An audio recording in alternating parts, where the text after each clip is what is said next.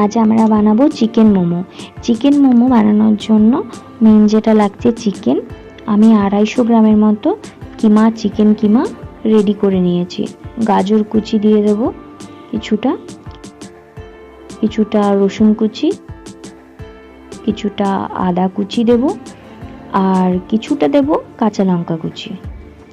আর নিয়ে নিয়েছি vinegar, soya sauce এবং দুটো মাঝারি সাইজের পেঁয়াজ কুচি করে।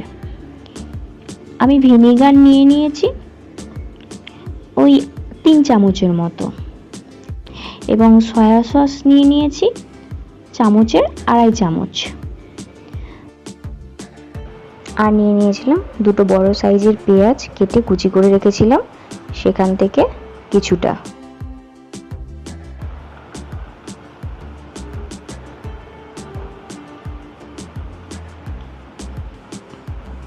আর নিয়েছিলাম লবণ স্বাদ মতো,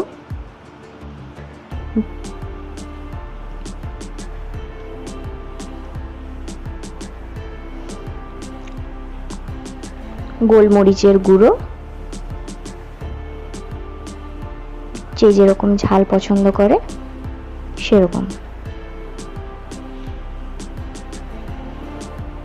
তারপর একটা চামচ বা হাতের সাহায্যে ওটাকে আমি খুব ভালো করে মাখিয়ে নিয়েছিলাম। অনেকক্ষণ ধরেই আমি ওটাকে মাখিয়ে নিয়েছিলাম বেশ ভালো করে।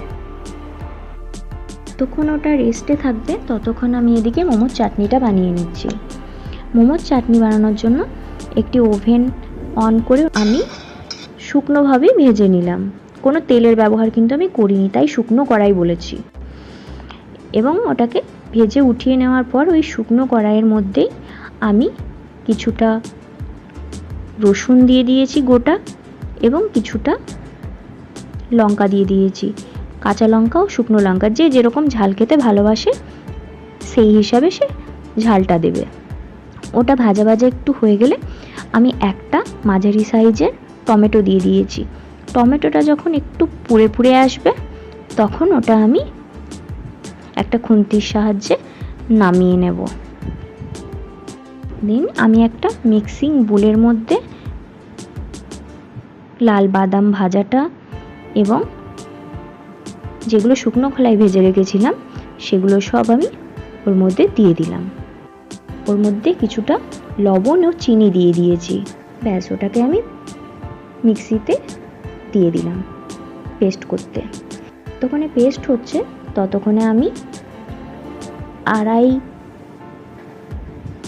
বাটির মতো, ছোটো বাটির 2.5 বাটির মতো ময়দা আমি নিয়ে নিয়েছি মোমো বানানোর জন্য। এবং এটা মাখাটা কোনো বড় ব্যাপার নয়, এখানে অল্প স্বাদ মতো লবণ এবং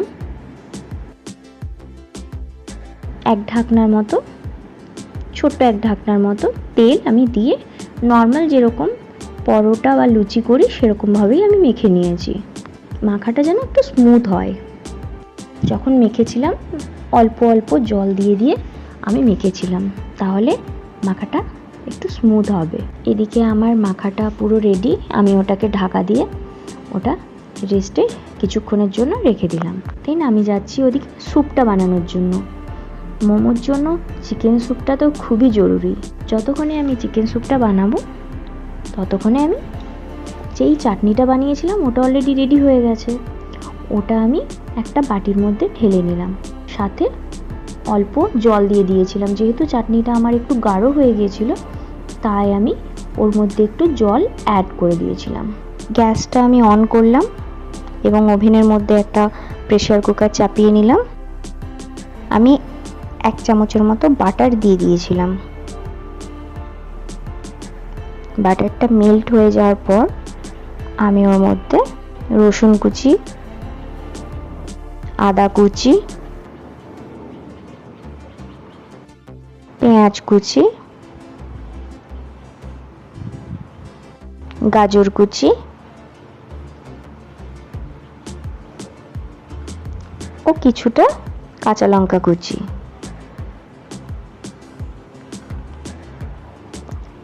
পর দিয়েছিলাম চিকেনগুলো। তারপর ভালো করে ওটা নেড়ে চেড়ে আমি একটু ভাজা ভাজা হয়ে গেলে লবণ দিয়ে দিয়েছিলাম ওই হাফ চামচের মতো, একটু গোলমরিচের গুঁড়ো দিয়ে দিয়েছিলাম স্বাদ মতো, যে যেরকম ঝাল পছন্দ করে স্যুপে সেই হিসাবেই দেবে। তারপর ওটাকে একটু নেড়ে চেড়ে ওর মধ্যে আমি জল অ্যাড করে দিলাম। আমি কুকারের যে মুখটা সেটা আটকে দিয়েছি। এদিকে আমার স্যুপ রেডি হচ্ছে, ততক্ষণে আমি মোমোর মধ্যে পুর ভরে নিচ্ছি। একটা লুচির মতো করে আমি বেলে নিলাম এবং হাতের তালুতে রেখে আমি ইচ্ছে মতো ওর মধ্যে পুর ভরে নিলাম। পুর ভরা হয়ে যাওয়ার পর আমি আমার মতো করে ওটাকে শেপ দেওয়ার চেষ্টা করেছি।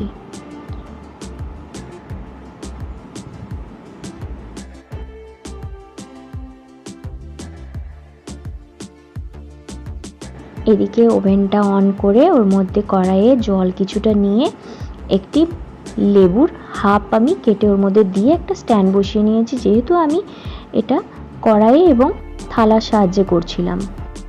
এবং একটা একটা করে মোমো তেল ব্রাশ করে থালার মধ্যে আমি দিয়ে দিয়েছি। দেওয়ার পর আমি উপরে তেল ব্রাশ করে দিয়েছি মোমোর।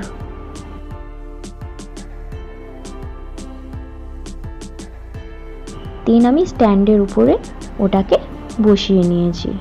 তারপর একটা থালার সাহায্যে ওটা আমি ঢেকে দিলাম। কিছুক্ষণ আধ ঘন্টার মতো ওয়েট করেছিলাম, তো আমার মোমো সেদ্ধ হয়ে গেছে, আমি নামিয়ে নিলাম।